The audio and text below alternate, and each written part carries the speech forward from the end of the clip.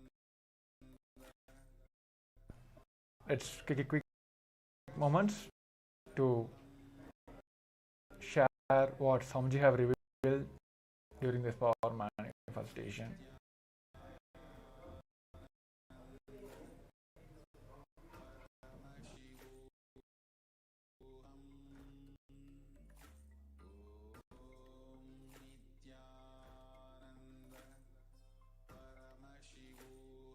Yes. Let us verify our answers now. It is a set of dice. It's a colors. It's a white color with multiple pins, starting from blue, red, all various colors.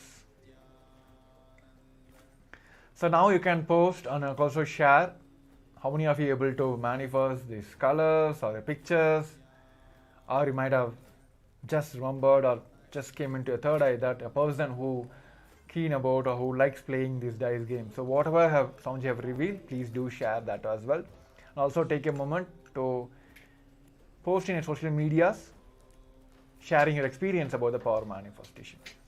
So with this, we'll be coming to the end of this today's first segment of power manifestation. Now I'll be moving on to the next segment.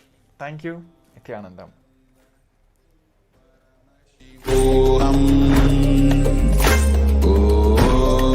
Nithyananda Paramashivoham.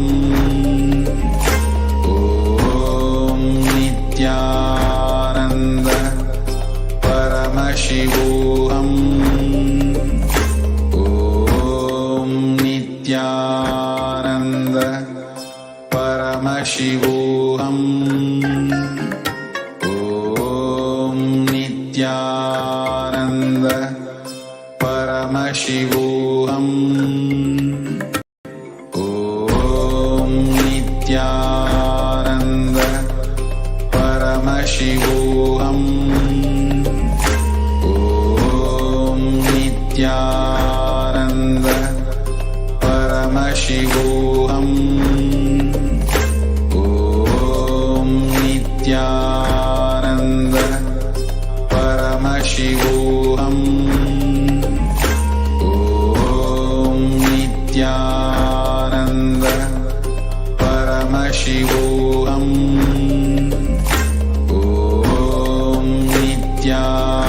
Om Nithyananda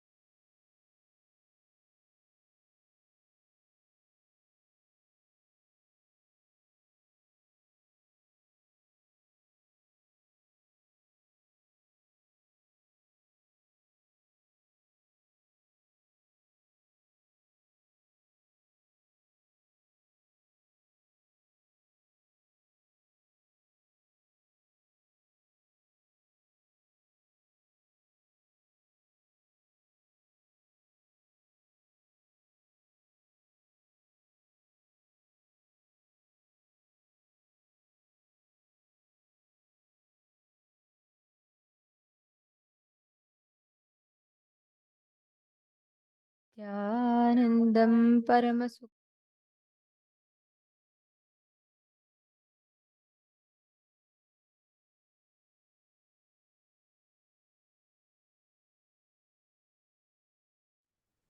Nithyanandam Paramasukhadam Kevalam Jnanamurtim Tvandvatitam Gaganasadrisham Tattvamasyaadhilaksham Ekam Nityam Vimalamachalam Sarvadi Sakshi Bhutam Bhavatitam Trigunarahitam Sadgurum Tam Namami. Nithyanandam, welcoming all the participants, every one of you that have joined in here for today. Nithyanandam, everyone. The participants. Today is a very, very beautiful day. We're all going to be learning about Ganga Dharamurti and Ganga Visarjanamurti. Literally, the key to persistence, the key to manifesting the reality as we want. We are going to be learning one of the most profound and important sciences of today. So all the participants that have joined with us today, Nithyanandam, welcome. Thank you so much for being here. Ma Diana's beloved, Ma Jnana Pradayini, Nithyanandam, Ma Cindy Chang, Ma Sumati. Very nice and wonderful to see all of you joining here with us. Ma Yujin Kin. Beautiful. See, today is going to be a very, very, very important day. And for the initiation today, we're going to be having the super-determinism initiation, and we're going to be manifesting the power of ruling dice and consciously printing the reality as we want. It's going to be a very beautiful day ahead. So we wish every one of you all the best for your journey today, and get ready to break all the doubts that you are stuck in and to have a transformation, complete change in the way you perceive life, in the way you make your decisions, in the way you try and change the reality that life presents in front of you. See, please understand, today Ganga Dharamurti, Ganga Visarjanamurti are the forms of Paramashiva, where he receives Ganga and he releases Ganga from his jatas. And this is a very, very powerful experience, powerful cognition. Very important that we understand and cognize this. Getting it? Yes, and also I just wanted to add to this. All the participants today, see, today is the day where all of us are going to be working on our will persistence, the secret key to even power manifestation or any success in your life is will persistence. If you see Swamiji, no matter what has happened, no matter how many things Swamiji had to face for this, but Swamiji never ever gave up on his vision to make Kailasa happen for Hindus, for us, for humanity at large. And Swamiji was continuously, even to this day, moving with will persistence, which is why just a single person, one person, single-handedly, with absolutely no political backing, not having any like a big economic background, nothing. Swamiji left his house at the age of 16. But today, he has created an empire for Hindus. This secret key is only will persistence. And today we are going to be learning that will persistence for all of us. And we are going to be working on this aspect. So if you have any of your friends that are still struggling with, let's say, they are having a lot of will persist, they are having a lot of struggle, like they've been facing some failure, they're in some kind of a depression, you can help them with this. Today, they can really help transform their lives. So do invite them to come and join you in today's sessions. And you can also give invite to all the people that are already successful in their lives, because anyone, you can invite as many people as you want, but these are the types of people which we are recommending you to invite. But anyone, even who is already successful, if you invite them, this will further empower them more. So take some time to invite people. Understand, Swamiji is giving this completely free of cost for all of us. We do have the responsibility to take this, how blissfully you're experiencing it. It's equally our responsibility to to share this with the world. So take few minutes of your time and share this profound experience that you're experiencing, this amazing program that you're experiencing, to your friends, your family, and definitely they are going to be grateful to you for that. Especially if you are, let's say, in the field of entrepreneurship, or your life involves a lot of decision making, whichever field that you are in, right? It is very, very important that you understand this science, because it is only with understanding this that you get the ability to actually make the right decisions needed in life. So every one of you that are here sitting with us, please understand today's day, in all the initiations, everything that we are receiving today, we are going to be getting this exact science, and we will be manifesting the ability to make right decisions, the will persistence, the willpower, all of this today.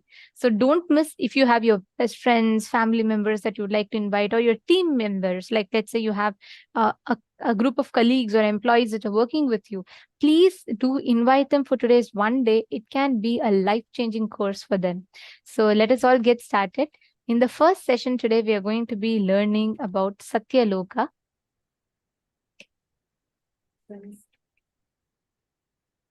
Since today is the darshan of Bhagavan Gangadhara Murti and Ganga Visarjana Murti, Ganga resides in Satya Loka. That is why we are going to first learn about that abode. See, learning about these existence of parallel universes will help us tremendously to understand, cognize the amount of options that we have, what kind of things we can experience, which will empower us even when we leave the body. So let's learn about Satya Loka right now.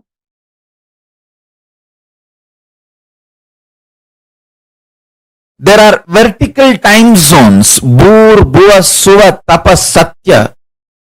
The Satya Loka, where Brahma resides, there, one day of Brahmaloka is 4.32 billion human years. Understand? One day of Swargaloka means the vertical time zone above us. Bhur, Bhuva, Suva, Tapa. It goes and Satya, then beyond Satya is Vaikunta, beyond Vaikunta is KAILASA.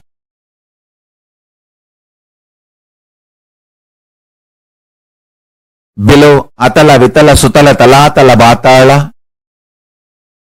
Understand, I am not giving you some superstitious theories. No.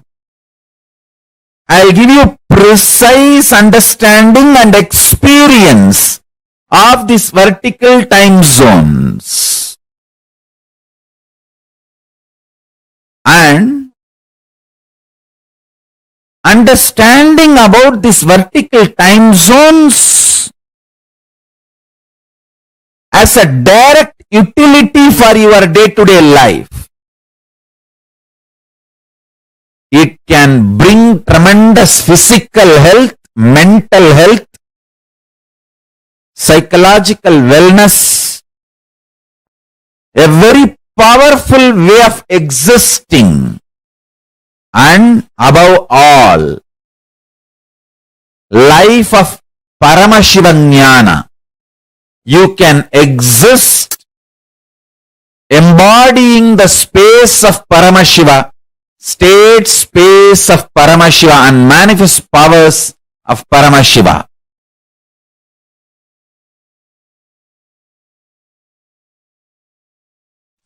Tapo Loka is above the Jano Loka. The great yogi Sanantana, Rubu, Sanat Kumara, Sanaka, who are the great ascetics, are living there. Its height is 12 crores of yojanas. Above this is the Satya Loka, abode of the Brahma, whose cognitive mind is centered only on Satya, and who has attained the lordship over the Kalpa. Because of such powerful cognition, it's abounding in all kinds of the wealth, and awe-inspiring objects and enjoyments. Its height is 16 crore of yojanas.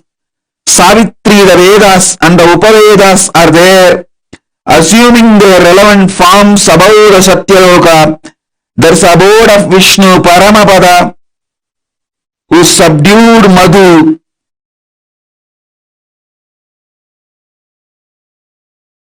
Discovering the principle on which all the universes function, all the dimensions and planes, 11 dimension, 14 plane, actually 3 planes fall in one dimension itself. One plane does not fall into any of the dimensions. 14 planes, 11 dimensions. All of them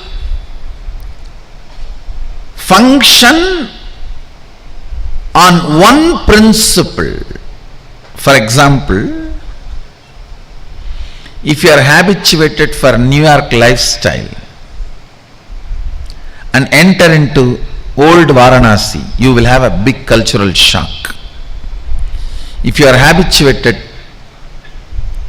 to old Varanasi and enter into London, you will have a big cultural shock. Listen carefully. The American dollar may be useful in America. Indian dollar may be, Indian currency, rupees may be useful in India. Malaysian ringgits may be useful in Malaysia. But gold is a universal currency. The whole planet Earth, anywhere, the gold can be used as a currency. Same way, there is certain culture, mental setup, software useful in New York. There is certain mental setup, culture, lifestyle useful in Bangalore. There is certain culture, mental setup useful in Varanasi. There is certain culture, mental setup useful in Germany.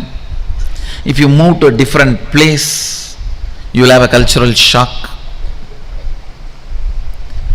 But there is one culture, one principle common to the whole 14 planes and 11 dimensions, the whole Brahmanda. If you develop this one principle in you, you have a cosmic currency. You will not have shock in any of these planes.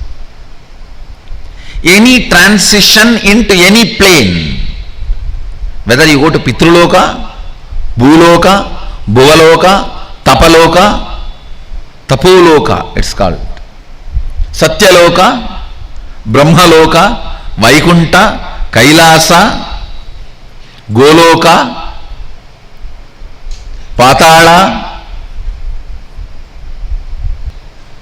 It is like you have cosmic currency.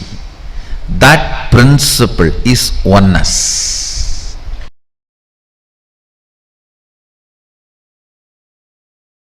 Your breathing becoming intense, especially through certain activities, opens up those dimensions, those planes,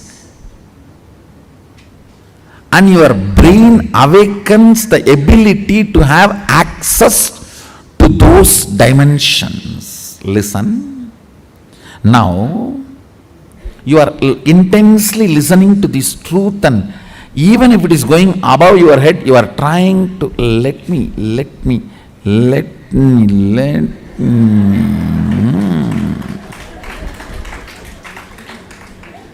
then your breathing actually gets into certain subtle flow, which is intense. Subtle don't think means shallow. No. In subtle breathing also it gets intense. During the puja, that subtle intensity happens. During the kirtan, raw intensity. During the yoga, a programmed intensity. Understand? Regulated intensity is yoga. Raw intensity is karana, kirtan. A subtle intensity is while during puja or during the satsang. Now, your breathing is getting subtle. It will go and hit a component in your brain which will open your ability to access Satya Loka. Listen. Each of the activity and the prana intensified through that activity opens up a component or a part of your brain construct which gives you access to the different dimensions of life. Your brain is constructed for this multi-dimensional access. Understand? Ability to access multi-dimensions of the universe is your nature. It is there with you. Just the breathing need to be intensified through different methodology to open up those dimensions so you can have access. When there is a heavy truth is told, still you have not completely cognized, but that does not mean you are not able to cognize. It is like a digestion is going on. It is like digestion is going on. It is there on your head like a funnel, it is going inside and you are. During that time, certain intense subtle breathing gets developed that gives you access to Satya Loka. I want you to know the strength of the life in you is strength of your breathing. When the breathing becomes intense, your brain's capacity to cognize all the other planes opens up. It is like cracking the code, cracking the passcode.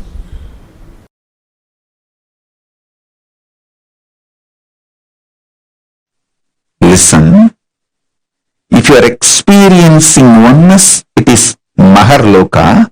If you are experiencing oneness during the multiple expression, even though there are many people, but you know you are in all of them, that is Jana Loka. Even if you listen to these powerful cognitions, you will be irreversibly empowered.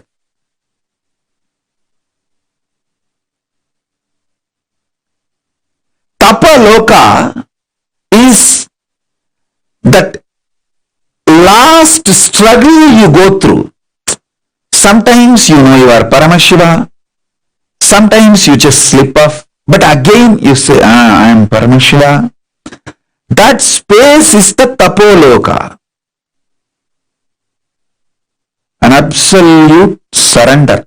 Whether I am remembering, I am manifesting Paramashivatva, or I am deluded, I surrender both to Paramashiva. When you take that decision, you are lifted to Brahma Loka.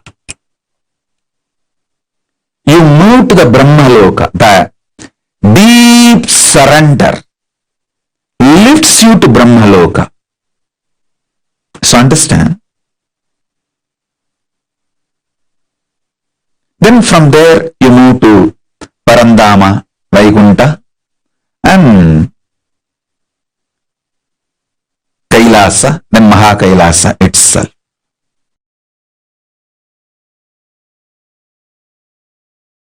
If I raise to Brahma Loka, is it possible to fall back again to Bhuloka or Batala Loka? Don't worry.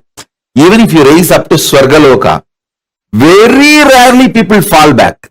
Otherwise, usually 99.999% of the people only go higher and higher and higher. Exemption, rare stories only this falling back. Like sometimes rarely you hear some fellow raped his own mother. It's like a rare exemption. Like that, some rare people fall down from Swargaloka to Bhuloka. Otherwise, 99%, 99.99% they just go only higher and higher and higher. Gayatri mantra raises you up to Swargaloka.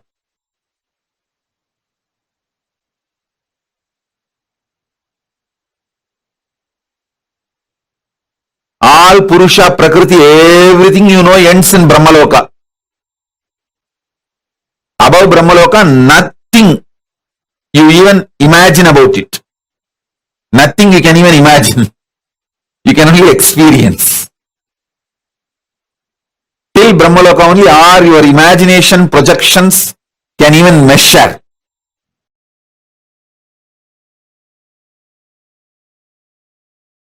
Yes.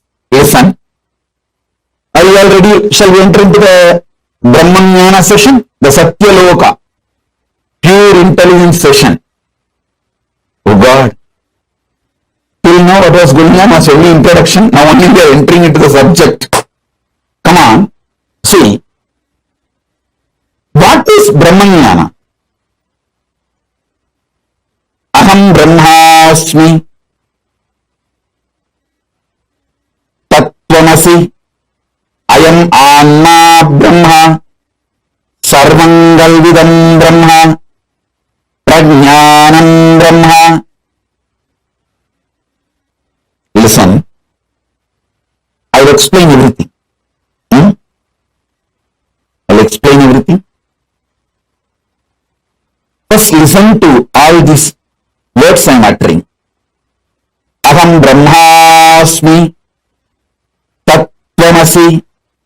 Prajnanam Brahma.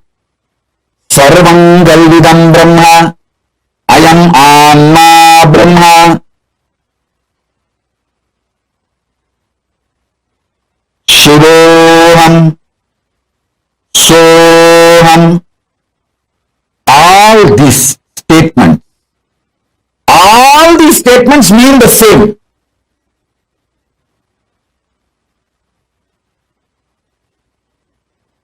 These words are all called Mahavakya. This is the pure Brahmanyana.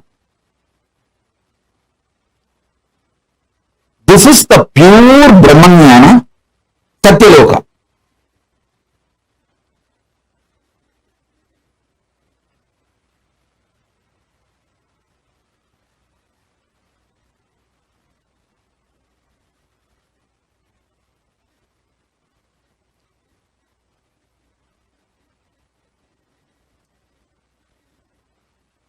Tattvamasi means you are that. Aham Brahmasmi means what you experience as I in you. That is the ultimate. Prajnanam Brahma means the knowledge. Pure knowledge about Brahman is Brahman. I am Atma Brahma. What you experience as Atma is Brahman. Sarvangalvidam Brahma. Whatever is, which you can imagine, not imagine, whatever is Sarvangalvidam Brahma.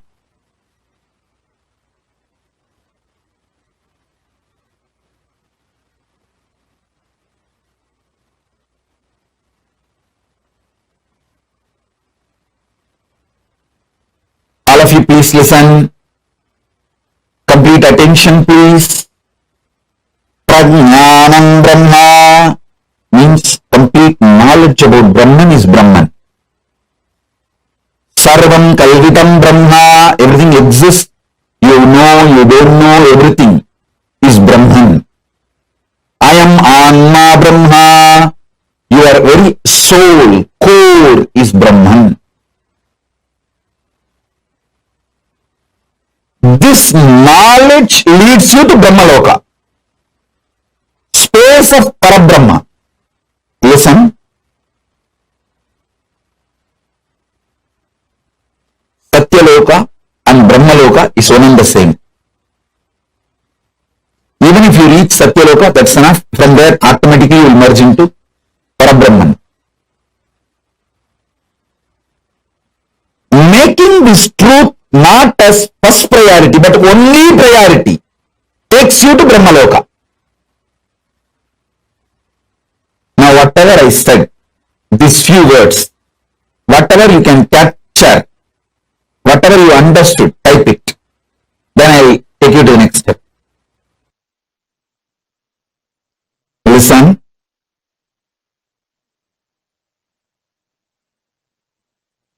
Making Brahmanyana not just your first priority, making that as your only priority, makes you manifest pure intelligence.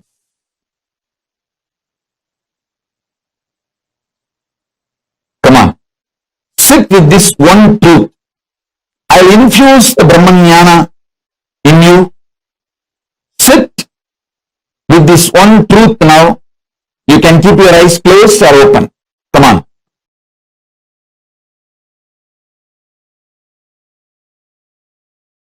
If you start cherishing the idea, I am eternal, means you are eternal.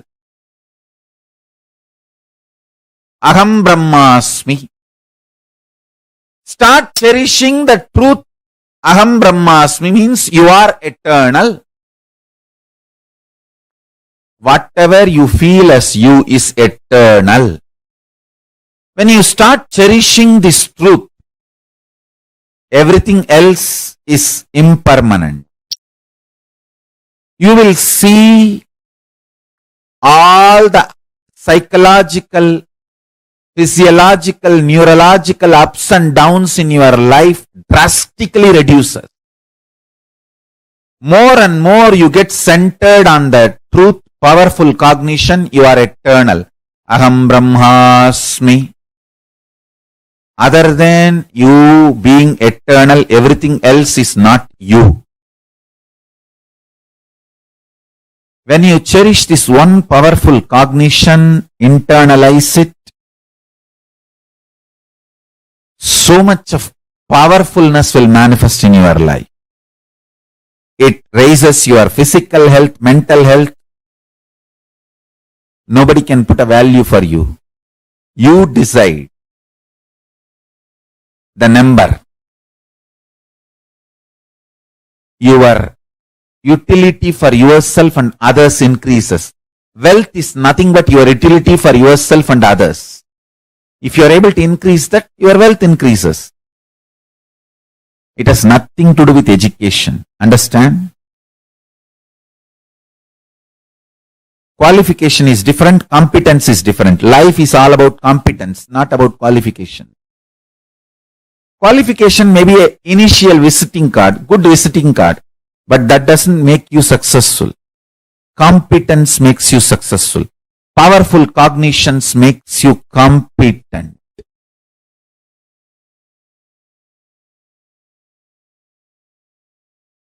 Powerful cognitions makes you competent.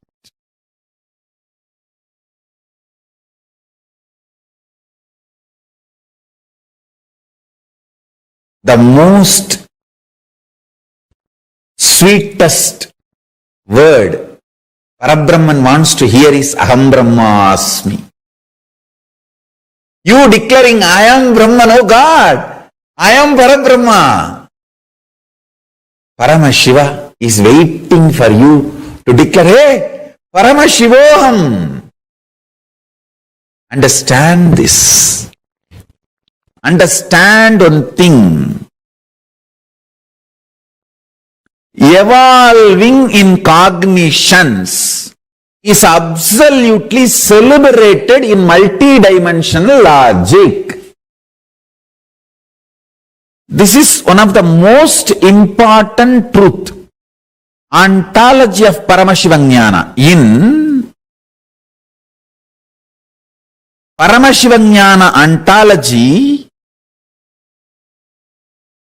there is no space for jealousy, there is no anxiety, there is only one thing. If gods are anxious, they may be anxious for you to become them, you to realize oneness with them, that's all.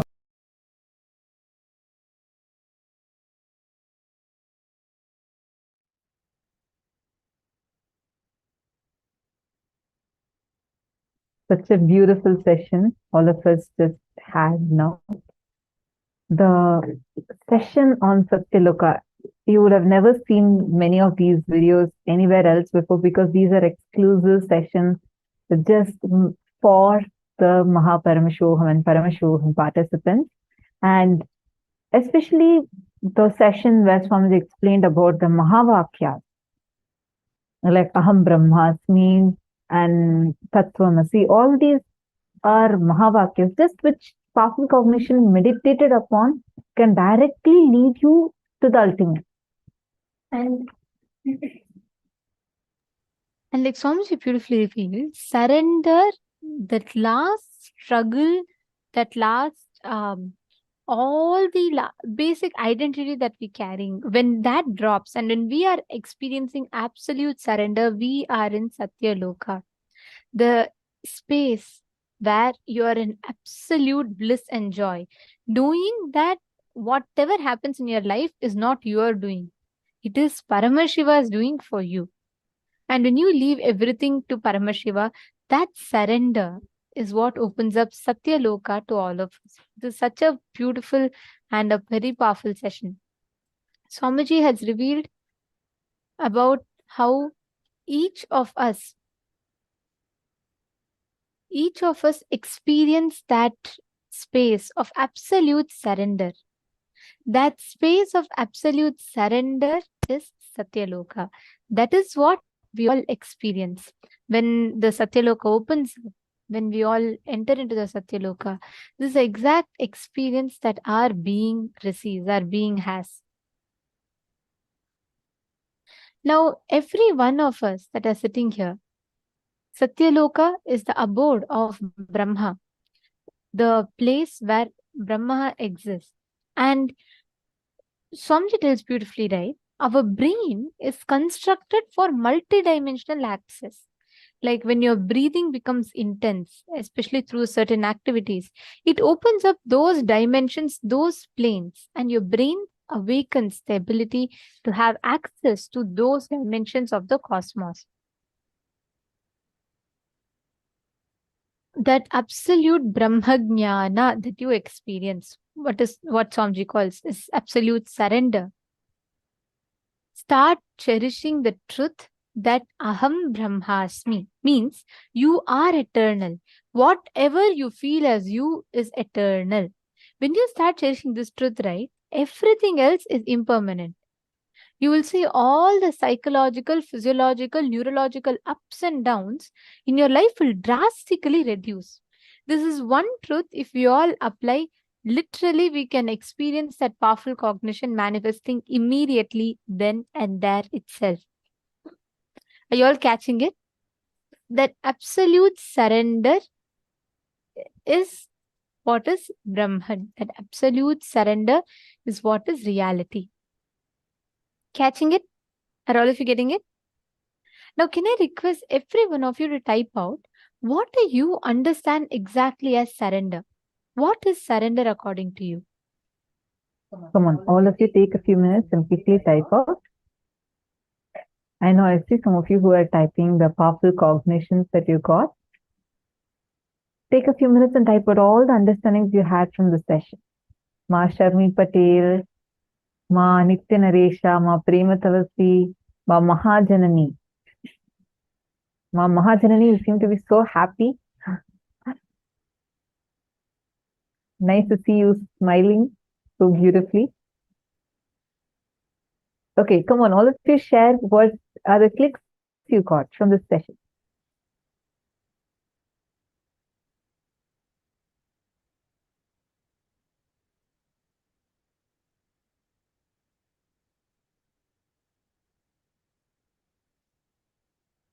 Ma Priyesha, I just read your message. Gratitude to Swamiji for giving all of us such an amazing program. This whole program is directly a gift from Swamiji, because the amount of effort Swamiji has put into designing the program, or giving us all to give the best experience. Like you're sharing so beautifully how you feel tremendously healed and overflowing with love and joy. It's absolutely Swamiji's compassion. He's making the effort that Swamiji's put so much for giving everything in the perfect way and making it available completely free of cost until this Chaturmasya. It's just wow. Swamiji is just so amazing.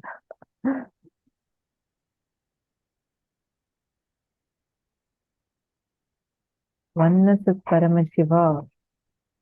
Powerful cognition.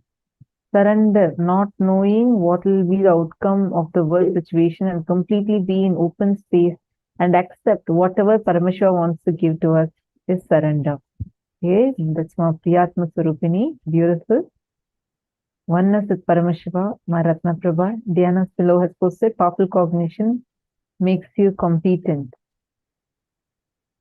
See, the last struggle, like what Swamiji is mentioning, in our lives, so many times, now we're learning this powerful cognition, but the situation when it happens, see, Paramashiva will test your will persistence, right? If you see any of the Nayanmar story, there's a very beautiful Leela that Paramashiva does. This is devotee of Paramashiva, very ardent devotee of Paramashiva. And his wife and his young child, all three of them were extremely devoted to Paramashiva. And this devotee had taken one commitment to himself, that every day he will feed at least one devotee of Paramashiva, and only then he'll eat. So every day he'll find 1, 2, or any devotees of Paramashiva, feed them, and after feeding them, then he will eat. This is how he was. So Paramashiva decides to play a Leela with him. Understand, if Paramashiva is playing a Leela with you, be very clear. He has chosen to play that Leela with you because he knows you have that will persistence, that capacity to stay resilient. That is why he even plays the Leela with you. So Paramashiva decides to play a Leela, and he decides to not send any of his devotees towards that that person's house at all.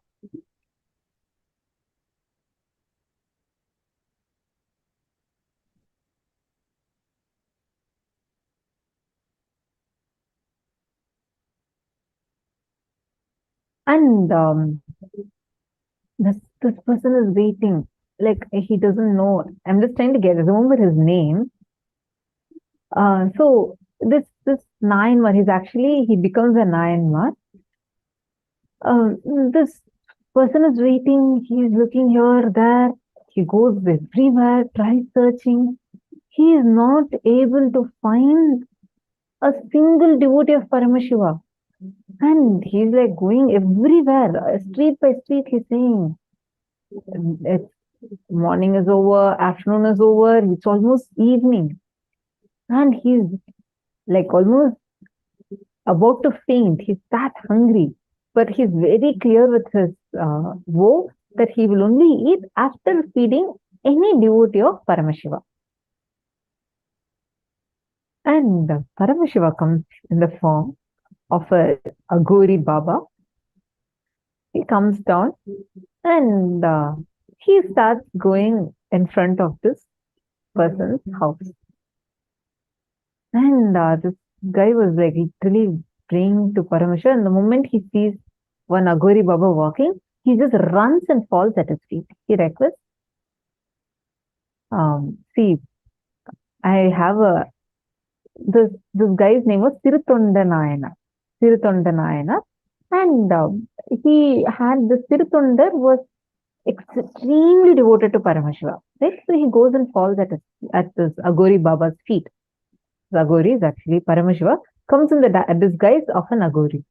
If any of you feel like I'm going fast, feel free to tell me so I'll slow down or repeat if needed. Okay. And the Aghori says, there's nothing that I can get from you. Leave me, don't come in my way. And this Tirutondar requests, he says, look, I have just one vow I have taken, one commitment I have taken. Only after feeding a devotee of Paramashiva I can eat. I have been waiting since morning. I'm taking that this is a message from Paramashiva himself that you have come to come in front of my house. I have not been able to feed anyone since morning. So I request you to come and accept one meal. Whatever food you want, I'll make it and give. Aghori asks, any food I want? He says, yes. Tirutondar says, yes. Any food you want, I myself will prepare that and give it to you. And this Aghori says, all right, I'll come, you go. And the Aghori comes into Tirutondar's house. Tirutondar, the wife, and the son, all the three, son is about 6-7 years old, small kid. All the three of them are waiting. And they're extremely grateful to Paramashiva that one Aghori has come to the house to eat the food. Since morning they were waiting. And Tirutondar introduces himself, his wife, and his son to the Aghori and asks Aghori, saying, whatever you want, I'll give you. I'll cook that and I'll give you. Aghori asks again, are you sure? What if I ask you something that you'll never be able to do? He says, it's okay. Whatever it is, I can make it and give it to you. Because I have taken this as a commitment to Paramashiva. Then Aghori says, all right. Give me, cook your son, kill your son, cook your son and give to me. This guy never expected this kind of a request. He and his wife were just shocked to hear. They were shaken from their very core. Tirutondar asks again, what exactly do you want? The Aghori repeats, kill your son, cook your son, and give the meat of your son to me. Like he asks, I want to eat the meat of your son. He is terrorized. Tirutondar is shaken. But he says, he and his wife go aside. They both discuss. They come to the conclusion, no matter what, I have taken this commitment to Paramashiva that I will feed his devotees. And definitely it is Paramashiva's Leela only to even send this Aghori to our house. And this is what he is asking. Understand, this person, Tirutondar, does not even know that the Aghori who has come is actually Paramashiva in disguise. He does not know that. He only thinks it's like a message from Paramashiva. And he has only taken this as a commitment to Paramashiva's deity. He has only committed that he will feed. He has not even committed he'll obey whatever they say. He says, the Tirutondar decides, no matter what, let us just go. This is what he's asking. And we'll cook our son's meat, give it to him, and we will also end our lives. But we will not go back in our commitment. They actually go. The son comes and tells. The son tells, why are you both worried? Take this as a message from Paramashiva. I am so more than happy that for this commitment, I am giving my life, and it is after all Paramashiva. Both of them are shocked seeing the son's powerfulness, and all three of them decide, and they do that most painful tyaga, because for Sirutondar, nothing else was asked. He was showered with wealth, but he used all that wealth to do only seva to Paramashiva's devotees. He built temples, he built different charities, everything. Whatever he had, everything he had done tyaga. The last one was his son. He was deeply attached to his son. And they cooked the meat of their son, and with eyes are pouring, their hands are shivering. They just go and give it to the Aghori Sadhu, and they just go behind and stand. And the Aghori says, why are you guys not sitting and eating with me? And they request, please, I have given to you what you had asked for. I had kept up with my word. Please, I can't bear this further. Kindly excuse us. Don't try to make us to come and eat us. Then the Aghori says, all right, get your son to come and eat with me. They're like, you just asked us, we cut our son and we have cooked him, he's in your food. What do you mean by asking him to come and sit and eat with you? They request, saying that my commitment to Paramashiva is over and I have done whatever best I can do. Please don't force me further. Like the Sirutanda request. Aghori says, no, you have committed that you will feed me, you will do whatever you have committed to me, that you will give me whatever I am asking for. I will not touch this food if your son is not coming and sitting with me. Call out your son's name. Sirutondar was already broken inside. He has done the worst thing that any parent could ever even think of. He is shivering, shaking, decided already to end his life. And this guy, this Aghori who's coming and sitting in front, is demanding, saying that, no, get your son back alive. From where will he go? He again prays to Paramashiva. He says, oh Prabhu, I don't know what this whole Leela is all about, but this Aghori is asking, I have given a word to him, so I am just surrendering to you. And then he says, he just calls out his son's name. Suddenly, his young kid comes running from outside, as if he was just playing outside. He runs and comes inside. Both the parents are shocked. They cannot believe their eyes. From where is his son running and coming? They had just cooked him a few minutes ago. Then the Aghori disappears and graces as Paramashiva and gives the boon to them that forever their devotion will be worshipped, their surrender will be worshipped. And even now, so many Shiva temples, Paramashiva's temples, we have the deity of Sirutanda Nayana. Even in KAILASA, Canada, KAILASA, Toronto, we have a beautiful deity of Sirutanda Nayana. Understand that last struggle that he was facing, that last struggle to surrender, even that, Paramashiva, he created like as if everything is going to end. But then he showed, even what you think as the worst. At that time also, it is only you are thinking like that, but Paramashiva's grace is continuing to be with you. And it's his will. When you are intelligent enough to just hold on to Paramashiva, he will show you whatever you are afraid of is actually not true. It is only a delusion. Even without all of that, you continue to exist. And even what you think you have sacrificed for his sake, he gives it to you, and much, much more than that. Even if you think he is it. taking the maximum from you, what you think as, all my everything has been taken away, he still showers you with the most ultimate, even beyond what you can imagine. He gives you back what you think you gave him with much more.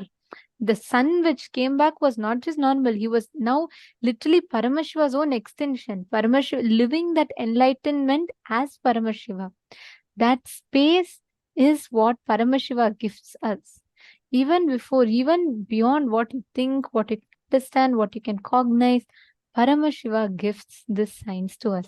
How many of you understood the story? Understand? This is Paramashiva's Leela in all our lives. Whenever you surrender, even when he tests, understand he is not testing you, he's testing your will persistence.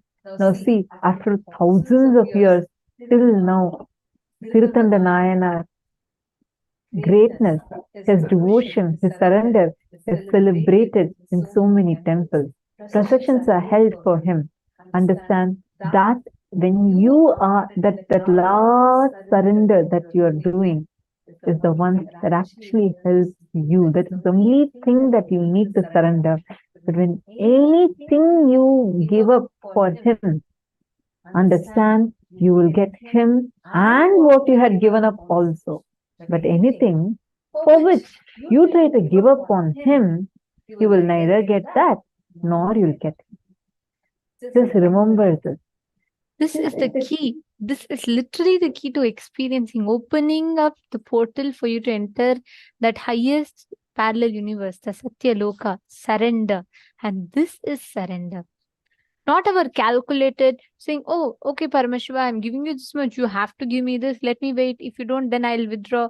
That is not surrender. That is not at all surrender, what Paramashiva explains.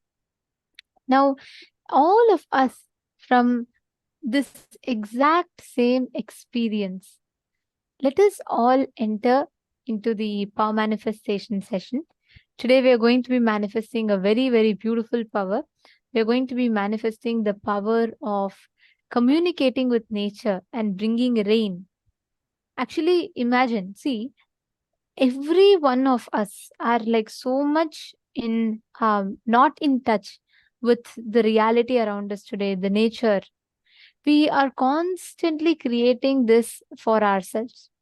If we just understand, if we just analyze this, the way you experience that connection, the way that you are, the way you manifest the reality, everything will be very different. The power that we are going to be manifesting today is a very, very important one, because with this, you will be able to manifest that experience of oneness. You are going to be able to bring rain just by your will. Ready? Shall we all start? Okay. So now I'm going to be chanting the Shastra Pramana. This is from Vijnana Bhairava Tantra, 113 Sutra, 87th Dharana. Sampradayamimam devi shruno samyagvadamyaham kaivalyam jayate sadyo netrayo stabda matrayoho. Bhagavan Paramashiva says, O Devi, listen to this sacred tradition. I shall reveal it to you vividly, completely. Just keep your eyes completely wide open. Do not see or perceive anything. By simply keeping it fixed with a steady gaze on the reality within, by this, the state of aloneness, the kaivalya, the oneness that expresses as extraordinary powers, manifests immediately. Actually, our Puranas have so many references to how extraordinary way our ancestors have manifested this power. I'm just going to share one of the clipping from the life of Savitri and Satyavan to you all. You all can listen to this. It's a very, very beautiful clipping.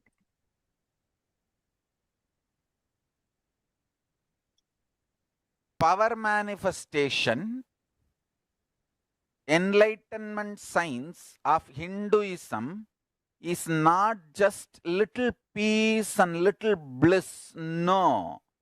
It gives you tremendous peace and tremendous bliss, no doubt. But the conscious science of Hinduism is playing with the reality.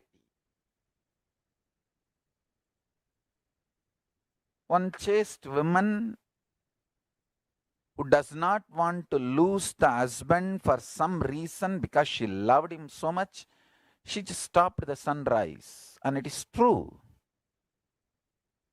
It is true. Just calculate the Satyavan Savitri's time period. Go and check astrological flow. Exactly those few days there was no sunrise. How? You do research. If you ask me the answer, I am a Hindu monk, I will say the power of Savitri.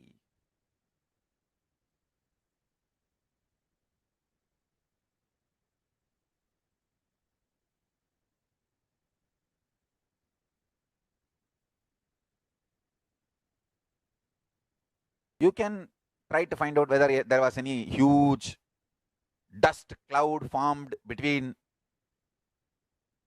earth and sun, so the sun rays did not reach the earth. Whatever, you do all that research. But I tell you, it happened. It is a fact. It's a reality.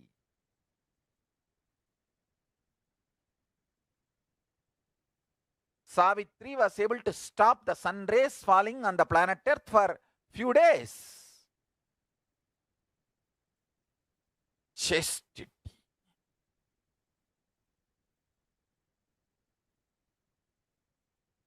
The great Shaiva saint says, Devam Toral Korunan Toludezhval Peyyana Peyyum Mazhai.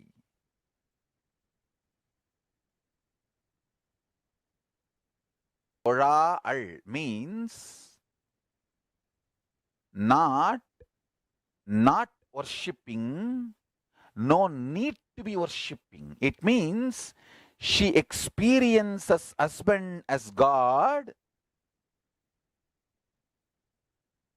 so strongly. She is connected with the Paramashiva component of her husband, the conscious component of her husband. She does not feel the need to worship any other god separately. That kind of a strong, chaste woman, Peyyana Peyyum Mazhai. When she says shower, rain showers, nature listens.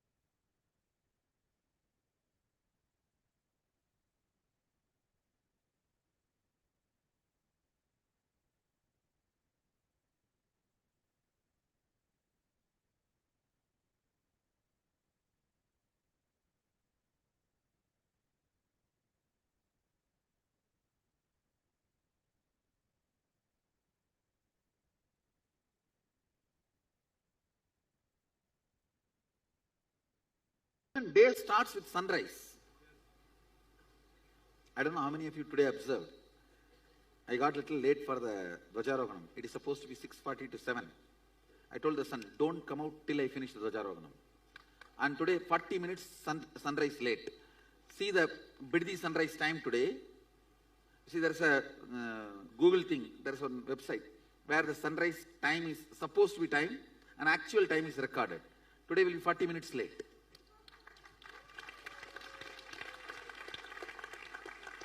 You want to see?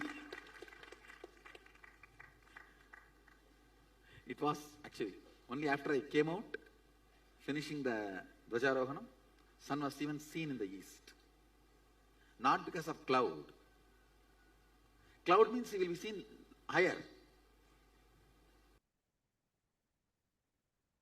Now, let us all enter into the power manifestation. Okay. So today we're going to be manifesting two powers. One is altering the weather and temperature. Second is bringing rain. Listen very carefully. We have the power to alter the nature or reality around us just by our will. If you declare saying, I want the temperature to rise, your will has the power to create that as reality. Now, all we need to do is just consciously create the will, understand, experience the sky in front of you, Mother Earth in front of you as an extension of you. If we cognize this, we will stop polluting planet Earth and we will know how to manifest tremendous friendliness. See, last the July is declared by NASA and UN as one of the most hottest year that planet Earth has ever experienced. And NASA even recently declared how this is a danger for Earth, and we have to take it seriously. All these happenings are there, but what is the cause? Fundamentally, all of us losing that connect with Mother Earth. When we say connect, most of the people outside understand as just feeling, oh, okay, this is Mother Earth. It's not just cognition level, experience level, knowing that Bhumi Devi is alive in planet Earth and you connecting to her as her own son or daughter. That makes you experience so much of reverence towards it, and we will stop abusing planet Earth. This is what our lifestyle, Hindu lifestyle, tells from eons, much before this concept of global warming even came into existence. So please understand, every one of us that are sitting here, all of us are experiencing this most beautiful, most powerful experience of connecting with nature, experiencing reality. Just connect with, take any place now, and you all can go to accuweather.com to find out the exact temperature. Just go to accuweather.com and read the exact temperature it is in any place. Pick any one place, read the exact temperature and take a before picture. And once you connect to Swamiji, manifest and take an after picture. Okay, shall we all start? Please chant the Mahavakya. Nithyananda Paramashivoham. Om Nithyananda Paramashivoham. Om Nithyananda Paramashivoham. Om Nithyananda Paramashivoham. Om Nithyananda Paramashivoham. Om Nithyananda Paramashivoham. Om Nithyananda Paramashivoham. Om Nithyananda Paramashivoham. Om Nithyananda Paramashivoham. Om Nithyananda Paramashivoham. Om Nithyananda Paramashivoham. Om Nithyananda Paramashivoham. Om Nithyananda Paramashivoham. Om Nithyananda Paramashivoham. Om Nithyananda Paramashivoham. Om Nithyananda Paramashivoham. Om Nithyananda Paramashivoham. Om Nithyananda Paramashivoham. Om Nithyananda Paramashivoham.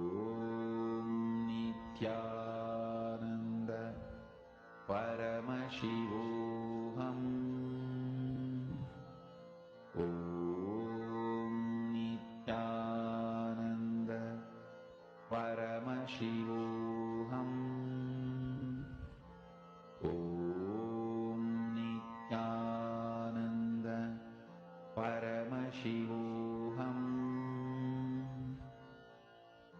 Om Nithyananda Paramashivoham.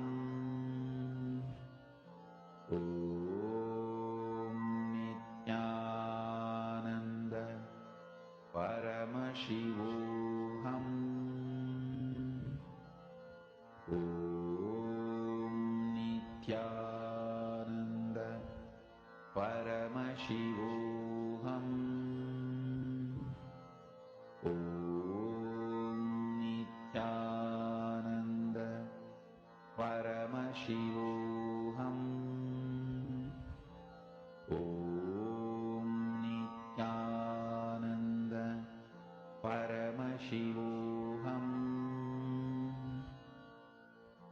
Om Nithyananda Paramashivoham. Om Nithyananda Now please relax Paramashivoham. in the same space. Let us all enter into the next session where we learn about how Ganga descended to planet Earth.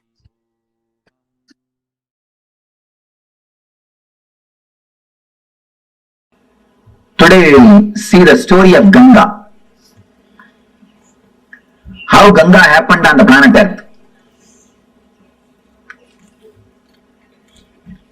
Ganga is considered as a river which is there in the higher lokas.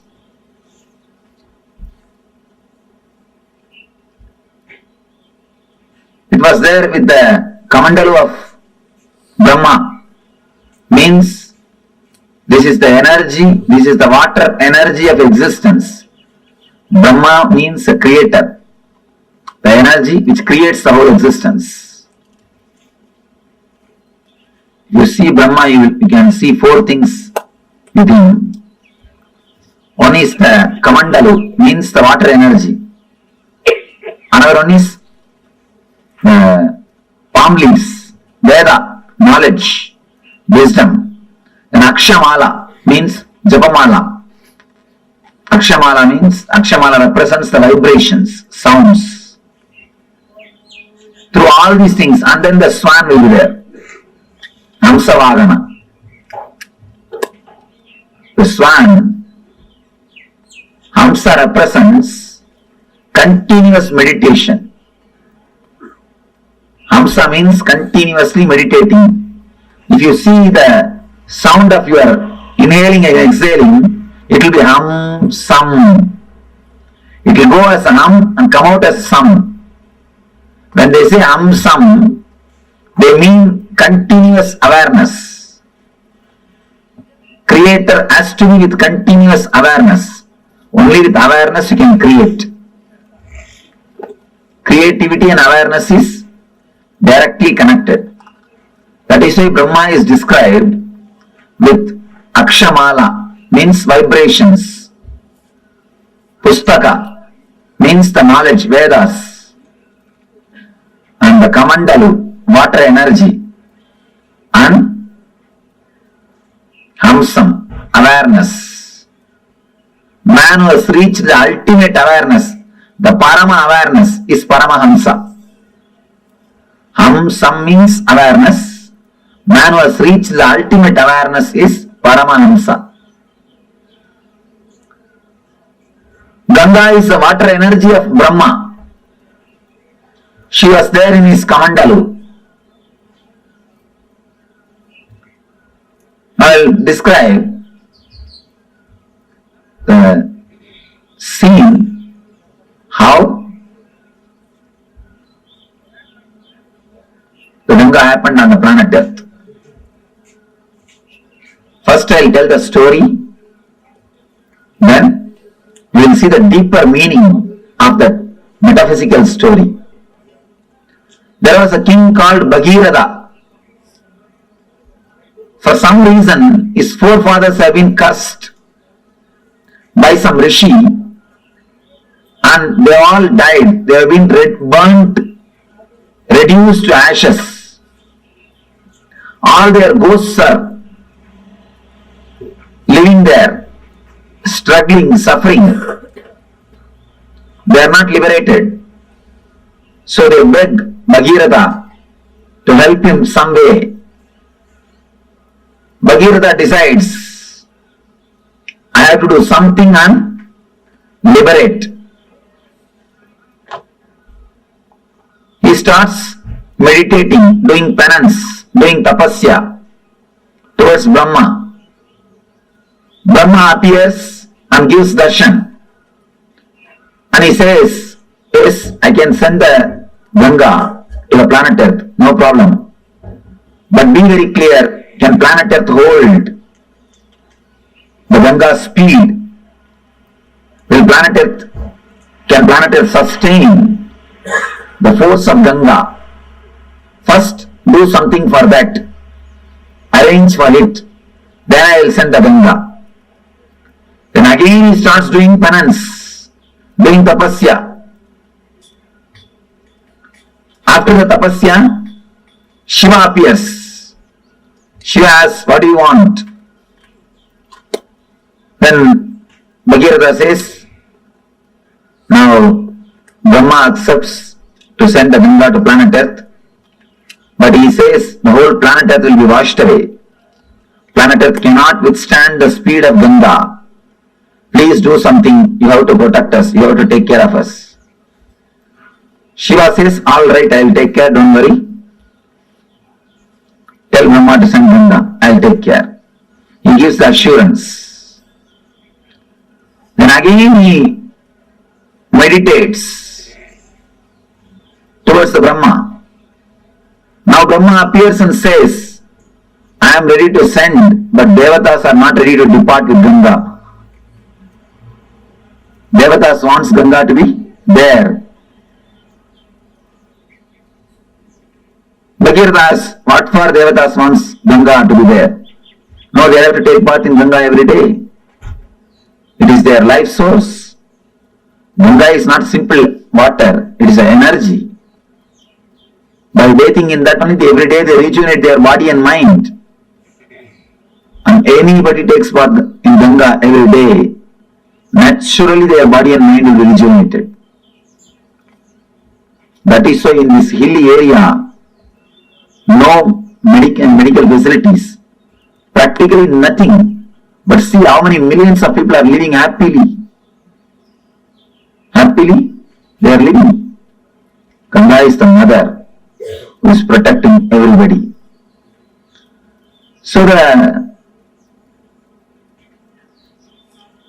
Brahma says they have to take bath every day. Then Bhagirath says, all right, I will arrange all the facilities for Devatas to stay in the planet Earth. Just on the banks of Ganga, I will create cities where all gods and goddesses can live and have bath every day and have their regular routine as they have in the other loka, as they have in the Brahma Loka. Brahma says, if that is the case, then I agree. Go ahead and do it. Then he comes and does tapasya towards Himachala, the Hima hills, Hema Parvata. The Himaraj, who is the father-in-law of Shiva, he does tapasya towards the Himaraja. Himaraja appears and asks, what do you want? I want you to be the host for Mother Ganga. I want you to be the host for Mother Ganga. And you are the person in whom I can create a city for all the Devatas. And only from you, the Ganga can flow. You are the only person who can be base for Ganga. Then she goes and tells Himaraja, host her. Himaraja accepts that Himaraja will host her. Then Bhagirath starts building the whole city throughout the route, in which Ganga is supposed to travel. He meditates on every hill and takes permission.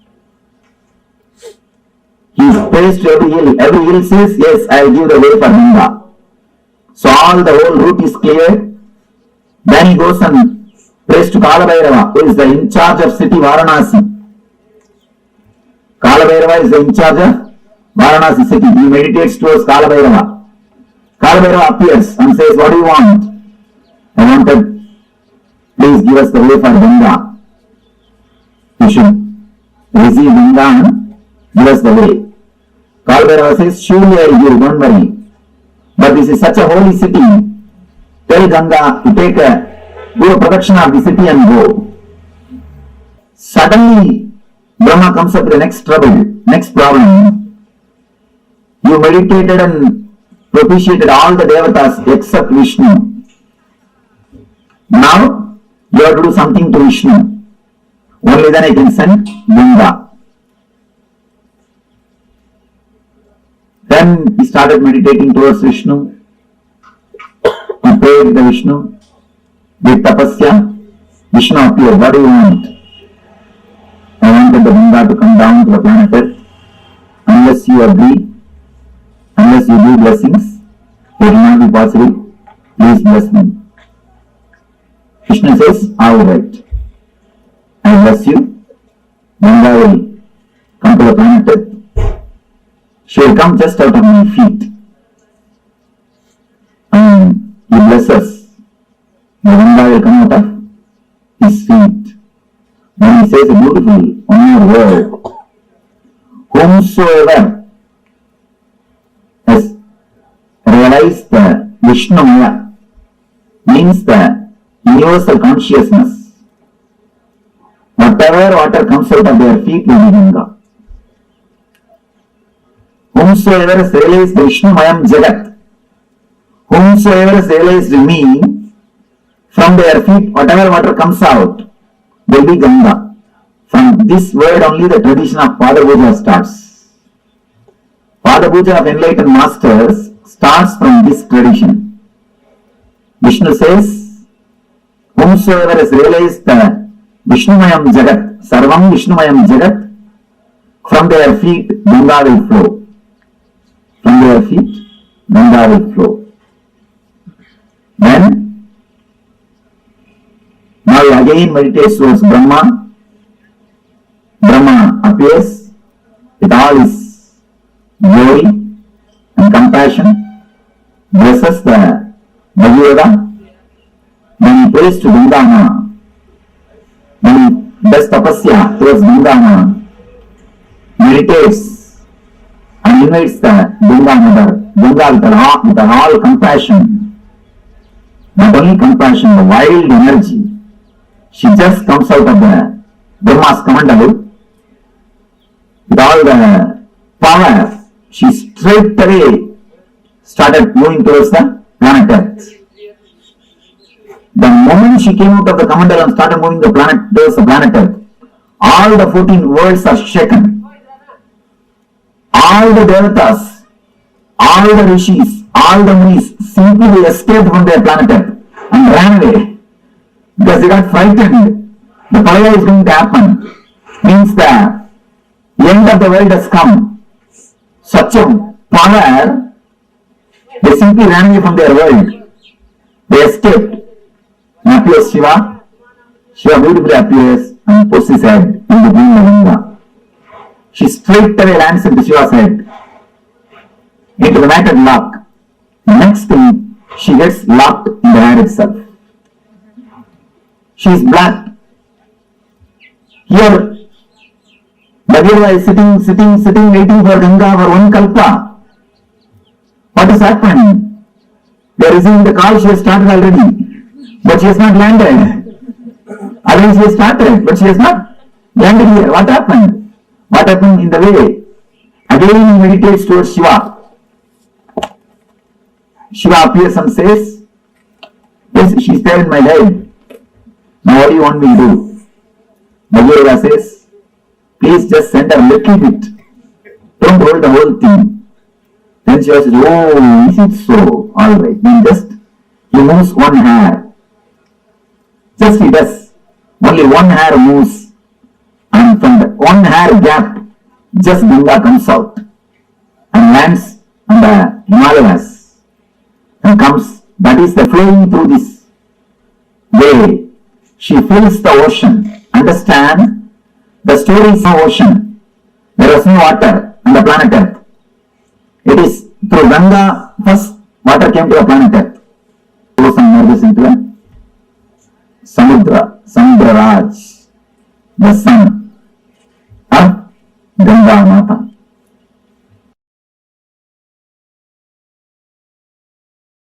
Integrity and authenticity. I can vouch with my integrity and authenticity just by living around Ganga and drinking the Ganga water every day, even remembering the Ganga's sacredness, one can become enlightened. Because it's such a powerful technique, powerful method, powerful process. Ganga heals all the violence we carry.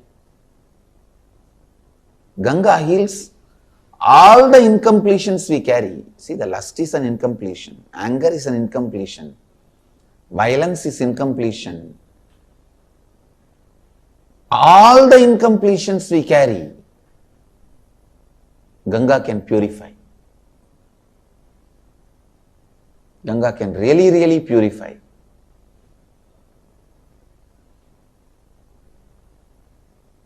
I used just seeing. I have realized the oneness with Ganga.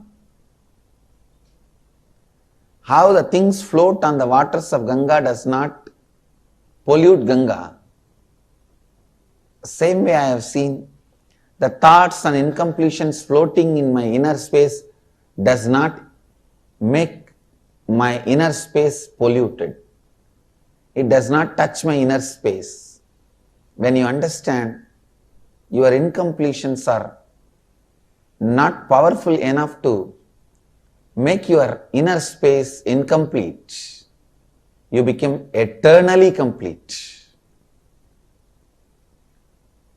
I can say that experience I received from Ganga, on the banks of Ganga. It heals, and brings love. I tell you, Ganga can complete any lower occurrence you have. I can give this as an authentic spiritual practice. Actually, just for this, I wanted to create a ashram in the banks of Ganga. Anybody in the planet Earth has some incompletions that they are not able to complete. Strong incompletions. Just come and spend time in the banks of Ganga, drinking Ganga water, eating the food cooked in Ganga water. Whenever you find time, morning and evening, sit in the lap of Ganga, sleep in the breeze of Ganga. I tell you, with all my integrity and authenticity, Ganga will complete you. Because even the people who are dead, their incompletions, curses given to them, their incompletions, she has completed. And you are alive. She can enter into your muscle memory, bioenergy and complete you. Do pranayama in the banks of Ganga. That Ganga prana will go inside.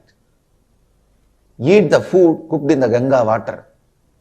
Drink Ganga water. Live in the banks of Ganga. Sit in the banks of Ganga and meditate. Sleep in the banks of Ganga. In her breeze. Enjoy the weather in the banks of Ganga. I tell you, she can complete you. That is why many sadhus who live here, even if they don't do any spiritual practice, they will be liberated. They will become a Jivan Muktas. Just because of Ganga's power to complete. She is here to complete.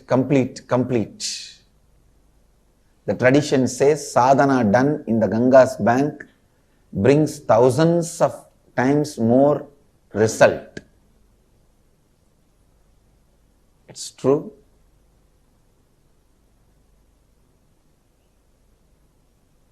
Ganga Mata is such powerful energy, such beautiful energy, such great energy. The largest worshipped deity is Ganga. She is the Kalpataru for planet Earth.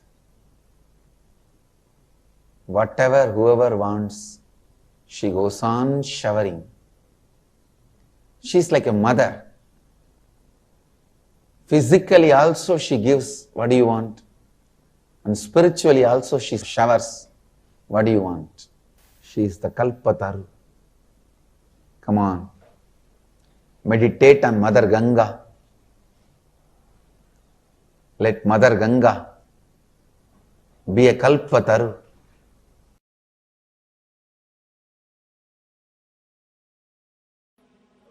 Now you understand the whole story of Ganga from the dimension of a spiritual enlightenment. Actually, the whole story is metaphysical expression of Bhagirava's enlightenment. The whole story is the metaphysical expression of Bhagirava's enlightenment. First thing, Bhagirava is tortured by the past samskaras, engrams. That is the elders who are not liberated, who are still there hanging around him. He is continuously tortured by the past samskaras, engrams. So he does tapasya towards the creator of the whole universe. Continuously meditates. He wants the knowledge, the energy to be flooded on him so that all the engrams will be washed away. All the engrams will be destroyed. And one more important thing, Ganga came, she washed all the ashes of Bhagirava's forefathers and liberated all of them and gave ultimate enlightenment to Bhagirava, and she is here, liberating people. So he is meditating towards the creator, the divine energy, so that the energy can be flooded on him. The Shakti can happen to him. All the engrams will be washed away. He will be liberated, enlightened. The first darshan of creator is what I call first experience, Satori. Understand, why do you think Brahma is described with a forehead? Don't think four heads are there. He can see complete 360 degree. The first experience is what is described as Brahma. A man who gets the experience of seeing complete 360 degree is what we call Brahman. He has achieved Brahma. He has achieved the Brahman consciousness. Whosoever gets the experience of seeing this side 360 degree and this side 360 degree achieves the Brahman consciousness. Bhagirava achieves Satori, first experience, glimpse. Then the Brahma says, enlightenment can happen to you, but be very clear. Will your body stand? Prepare your body and mind. Will it be able to stand, sustain? Prepare it. Then it will happen forever. Prepare yourself. Create a maturity so that the energy can be with you forever. Then Bhagirava starts his tapas. Bhagirava starts his tapas. All the energy centers is awakening and preparing all the energy centers to receive the energy and to sustain it, to radiate it. If you don't prepare the planet Earth and call the Ganga, it will not be blessing, it will be a curse. It will destroy the planet Earth and the other worlds. So unless you prepare your whole body mind, enlightenment cannot happen. You need complete preparation. Subtle can happen. You need complete preparation. Now he meditates towards the Guru who will guide, who will hold the energy and give you how much you wanted. He is the Shiva. He meditates on the Guru, Shiva, and asks, Master, when I have the experience, see my maturity and take care of me.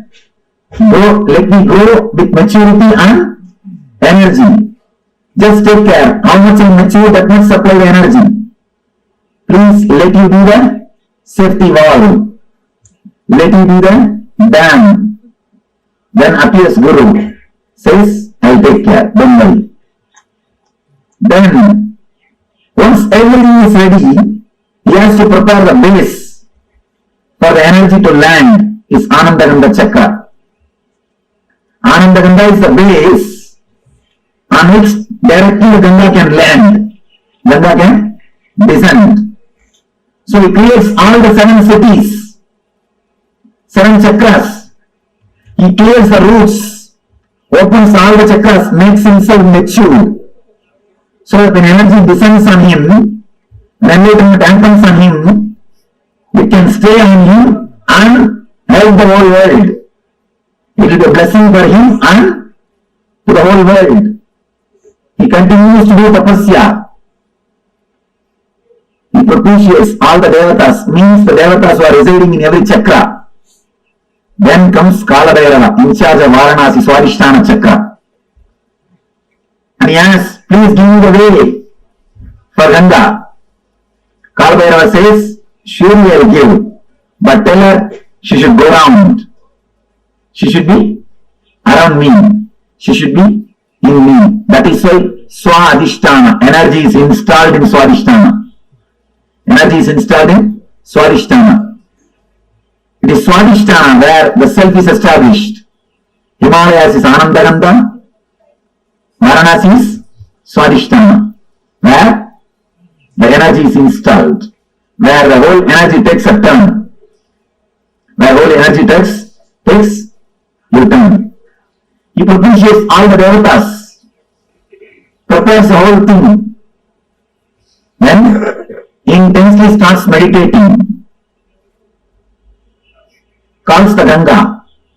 So Brahma blesses, Vishnu blesses, Ganga has come out of the Kamandalu, straight away she is landing, but still enlightenment has not happened. Ganga has lived there, but she has not landed here.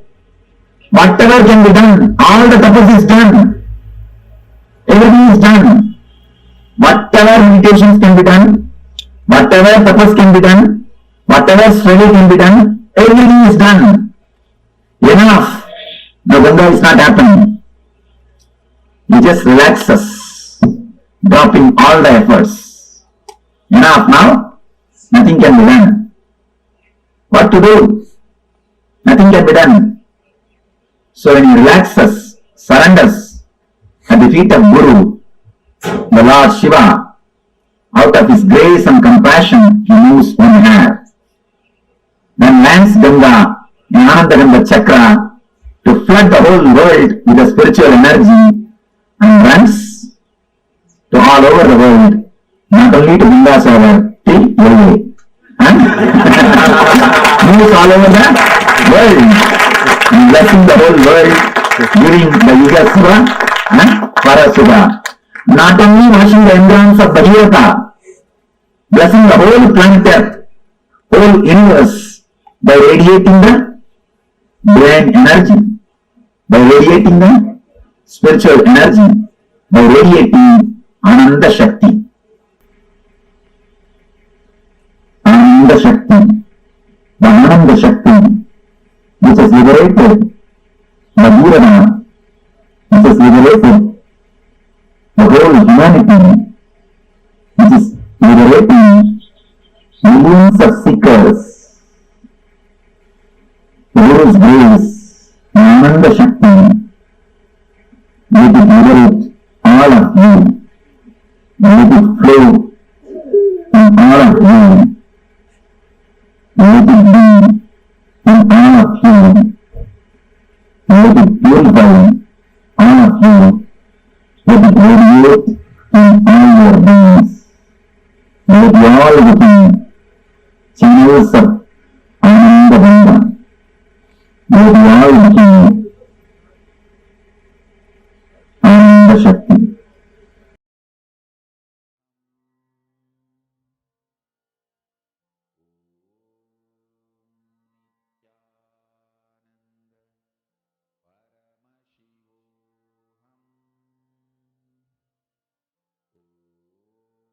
Ganga, the embodiment of enlightenment. Devi Ganga, the ultimate representation of enlightenment.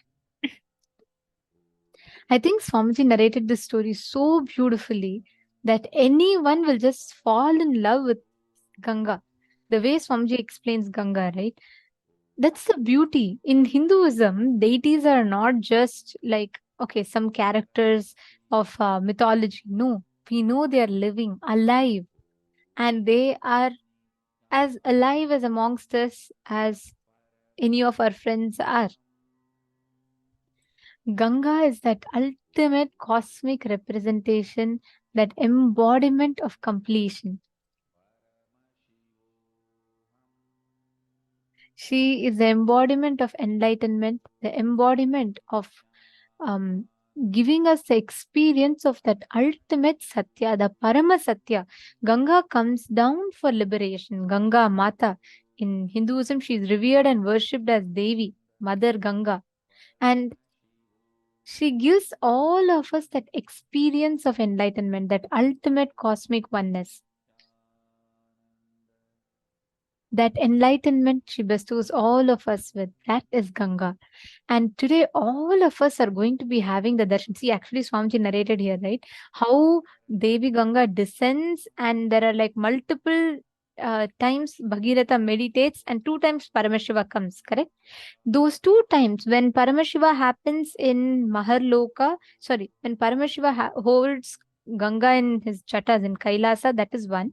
When he releases it in Bhuloka, that is Ganga Visarjana. When he holds Ganga on his jatas, it is Ganga Dharamurti. This is the story, like the significance name-wise of the deities. So if we understand, if we know that the whole experience and the whole science of enlightenment that has been revealed for each and every one of us, this ultimate science of enlightenment is represented by Ganga, Devi Ganga. Catching it? Now, all of us will understand what Ganga is. How can we apply her principle in life? One of the most beautiful lines Swamiji says, Ganga is a river of knowledge, river of enlightenment. Just by drinking the Ganga water, one can experience enlightenment. Just by you having the Ganga water, Ganga Jal, you can experience enlightenment. Just by you consuming the sacred prasada. Swamiji used to sit in the banks of Ganga, and Swamiji used to just see Ganga, that space of Upanishad. And Swamiji beautifully explains, when Swamiji used to see, right, the objects floating on Ganga, like how all the things floating on Ganga do not pollute Ganga, same way, the thoughts, the incompletions, the patterns floating inside of you does not pollute you. Your incompletions are not powerful enough to make your inner space incomplete. If you just meditate on Ganga, Devi Ganga, letting Mother Ganga be Kalpataru, every one of you just sit straight, close your eyes and meditate on Devi Ganga. Just do it for a few minutes. Just connect and meditate on Devi Ganga. Please sit straight. Visualize Ganga, that vast expanse, and create a deep prayerful mode, just a space of gratitude. Visualize Devi Ganga. Sit straight.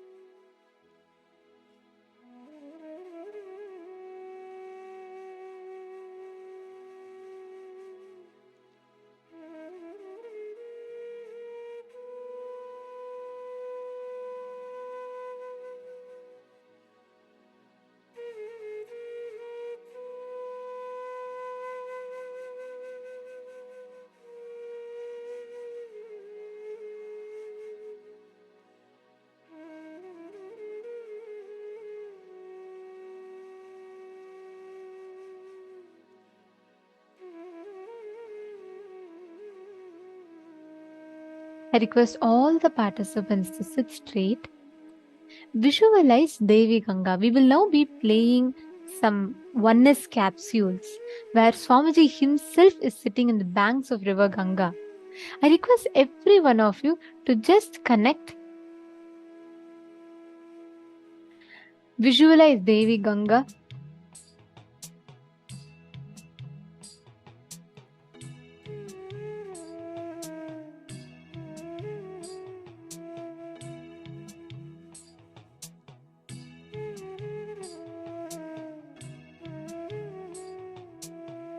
Ganga Mata, she will just flow through and gush into all of our lives, infusing completion. Just connect to Devi Ganga, sit straight, meditate, visualize the river of enlightenment.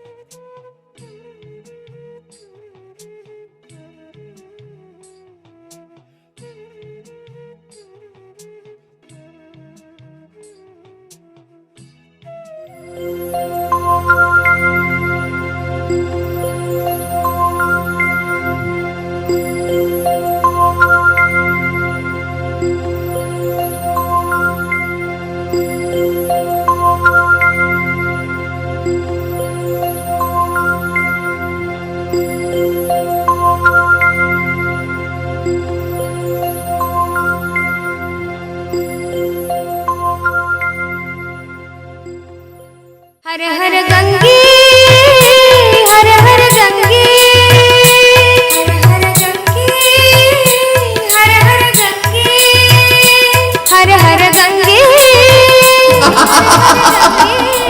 Ganga आयाम हे नटराजा हे नित्यानंदा हर हर हर हर गंगे हे नटराजा हे नित्यानंदा हर हर हर हर गंगे हे नटराजा हे नित्यानंदा हर हर हर हर गंगे हे नटराजा हे नित्यानंदा हर हर हर हर गंगे हर हर गंगे हर हर गंगे हर हर गंगे हर हर गंगे हर हर गंगे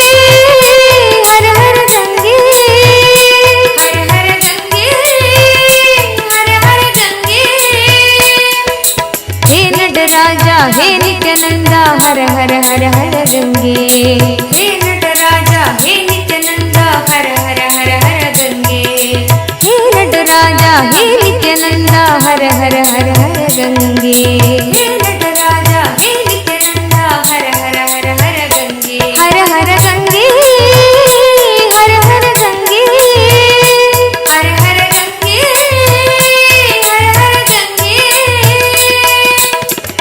नित्यपुरीश्वरा जय गंगाधरा नित्यपुरीश्वरा जय गंगाधरा नित्यपुरीश्वरा जय गंगाधरा नित्यपुरीश्वरा जय गंगाधरा हर हर हर हर गंगे हर हर हर हर गंगे हर हर हर हर गंगे हर हर हर हर गंगे शंकरा शिव शंकरा शिव शंकर शंकर नित्या शंकरा शिव शंकरा शिव शंकर शंकर नित्या शंकरा शिव शंकरा शिव शंकर शंकर नित्या शंकरा शिव शंकरा शिव शंकर शंकर नित्या शंकरा शिव शंकरा शिव शंकर शंकर नित्या शंकरा शिव शंकरा शिव शंकर शंकर नित्या शंकरा शिव शंकरा शिव शंकर शंकर नित्या शंकरा शिव शंकरा शिव शंकर शंकर नित्या हर हर गंगे हर हर गंगे हर हर गंगे हर हर गंगे हर हर गंगे हर हर गंगे हर हर गंगे हर हर गंगे हे नटराजा हे नित्यानंदा हर हर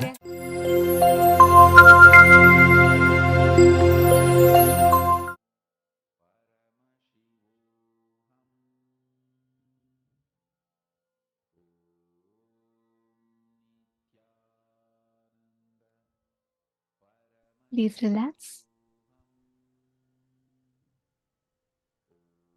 Slowly, very slowly, please open your eyes.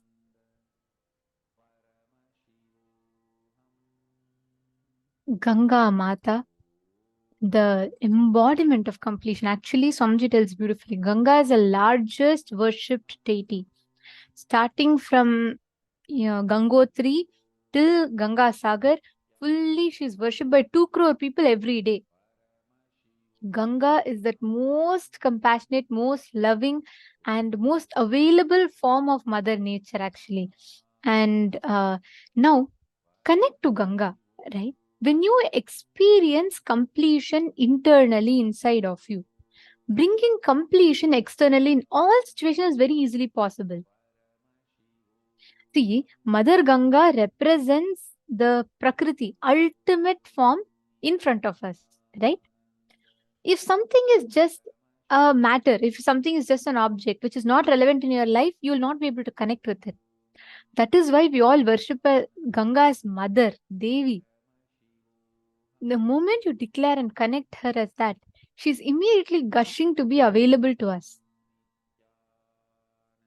And every one of us can just sit now, Vamadevananda, just sit from this space. Every one of you sit and connect to Ganga. You will see how all your commands, the nature will listen, the nature will obey. Whether you want to increase the size of water in something, whether you want to increase the temperature, everything will simply fall into place. All of you sitting here now, Ma Liangshu, Ma Pinyushan, Ma Donna, every one of you, connect to Devi Ganga, declare any change you want in the weather temperature. Immediately you will see how she will rush to make it happen for you. Shall you all start? Please sit straight. Sit with your head, neck and spine in a straight line. So first step, what you're going to do is, you're going to go to accuweather.com. The link to the website is shown for all of you here.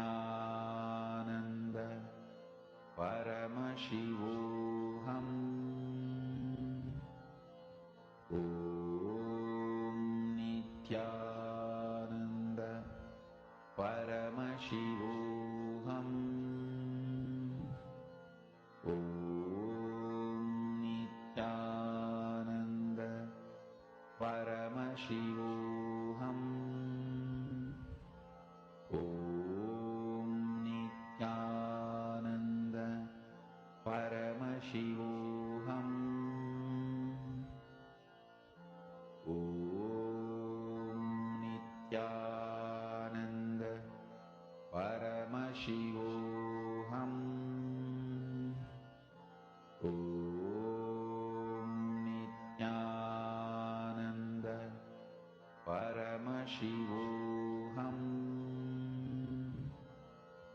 Om Nithyananda Paramashivoham.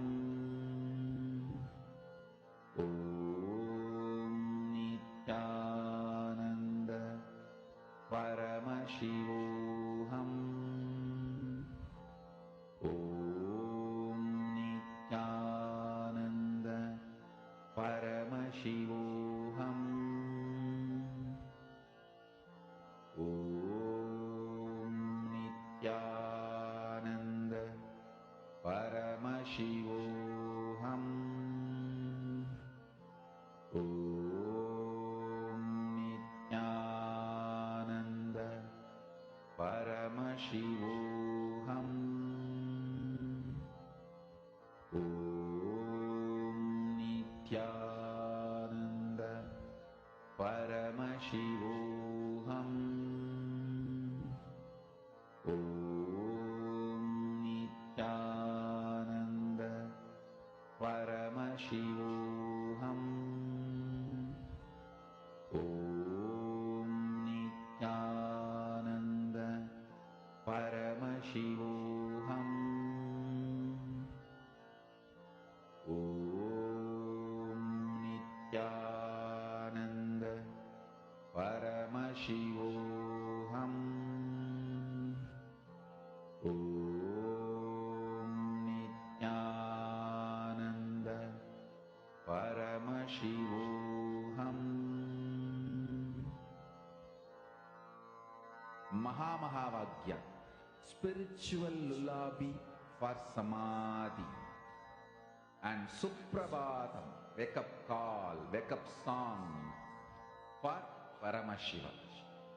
This Mahamahāvāgya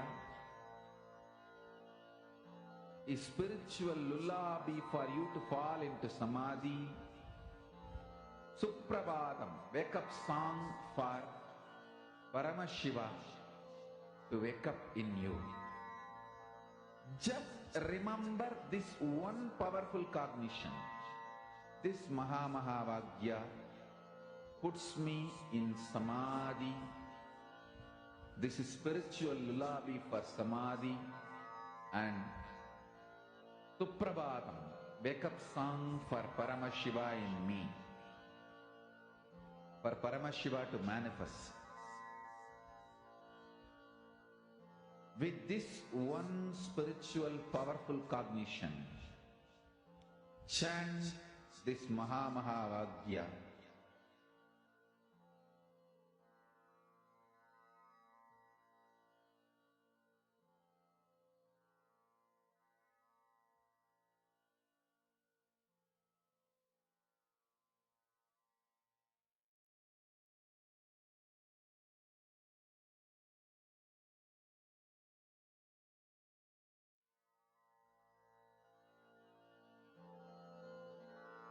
Mahamahāvāgya, spiritual lullaby for samadhi, one spiritual powerful cognition. Chant this Mahamahāvāgya.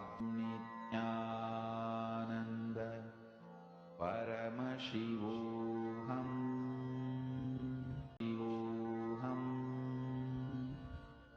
Om Paramashivoham.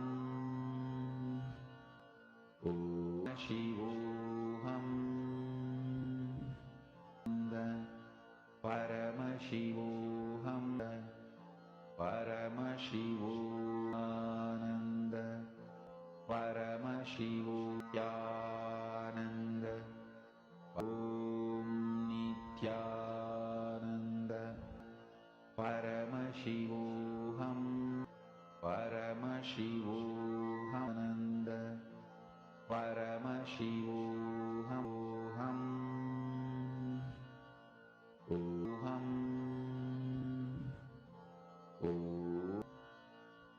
Om